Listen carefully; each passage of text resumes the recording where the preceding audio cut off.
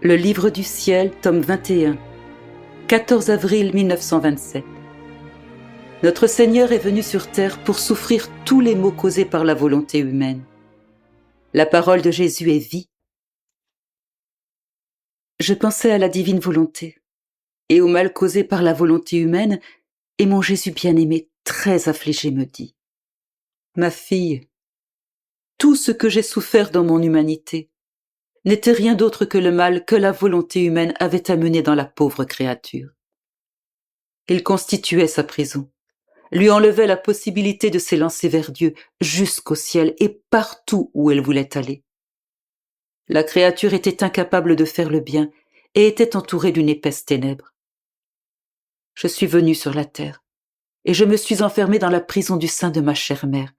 Et même si cette prison était sainte, il est indéniable que c'était la prison la plus étroite et la plus obscure du monde. Si bien qu'il m'était impossible d'étendre une main, ni de faire un pas, ou même d'ouvrir un œil. Voilà ce que la volonté humaine avait fait aux créatures. Et moi, dès l'instant de ma conception, je suis venu souffrir la douleur d'abattre la prison de la volonté humaine et de restaurer ce qui était perdu. Je voulais naître dans une étable et connaître la plus extrême pauvreté. Car la volonté humaine avait formé ces étables, et les passions avaient accumulé du fumier dans l'âme des pauvres créatures en soufflant sur elles un vent glacé qui les engourdissait intérieurement. Tout cela influençait la nature de la pauvre créature, au point de lui ôter non seulement tout bonheur terrestre, mais de lui faire connaître la pauvreté de l'âme aussi bien que du corps. Et je voulais souffrir le froid, la pauvreté extrême et l'odeur du fumier de cette étable. Et en ayant près de moi deux bêtes, j'ai eu la douleur de voir que la volonté humaine avait presque converti en un animal notre œuvre la plus belle, notre précieux joyau, notre chère image, l'homme. Il n'y a pas de souffrance que j'ai endurée qui n'ait eu sa source dans la volonté humaine. Et je me suis soumis à tout afin de rétablir la créature dans le royaume du divin fiat. Dans ma passion même, j'ai voulu souffrir la douleur d'être dépouillé pour la flagellation, écartelé nu sur la croix au point que tous mes os pouvaient être comptés, au milieu de la confusion, de l'abandon et d'une indescriptible amertume. Tout cela n'était rien d'autre que le produit de la volonté humaine qui avait dépouillé l'homme de tous les biens et qui, de son souffle empoisonné, l'avait couvert de confusion et de disgrâce au point de le transformer de si horrible façon qu'il devenait la risée de ses ennemis. Ma fille, si tu veux connaître tous les maux engendrés par la volonté humaine, examine soigneusement ma vie, énumère une par une toutes les souffrances, et tu verras imprimée en lettres noires la sinistre histoire de la volonté humaine. Tu ressentiras une telle horreur en la lisant que tu seras heureuse de mourir plutôt que d'en laisser entrer en toi une seule syllabe.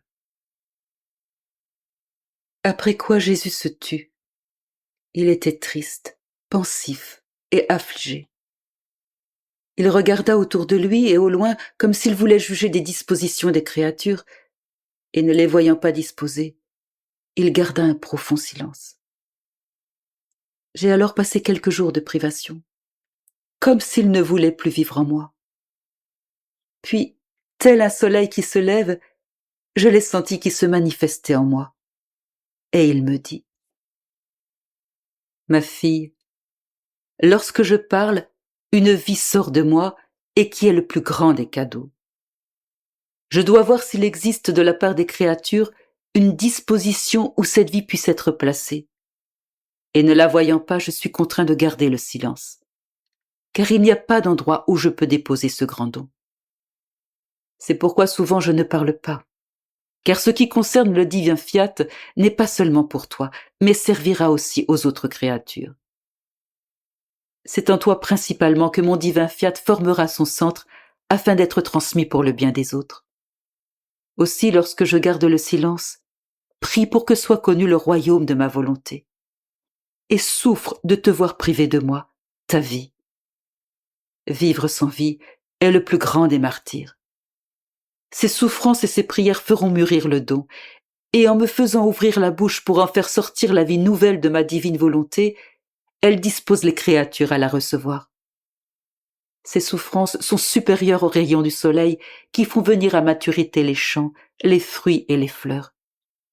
Par conséquent, tout est nécessaire. Silence, souffrance et prière pour le décorum des manifestations de ma volonté.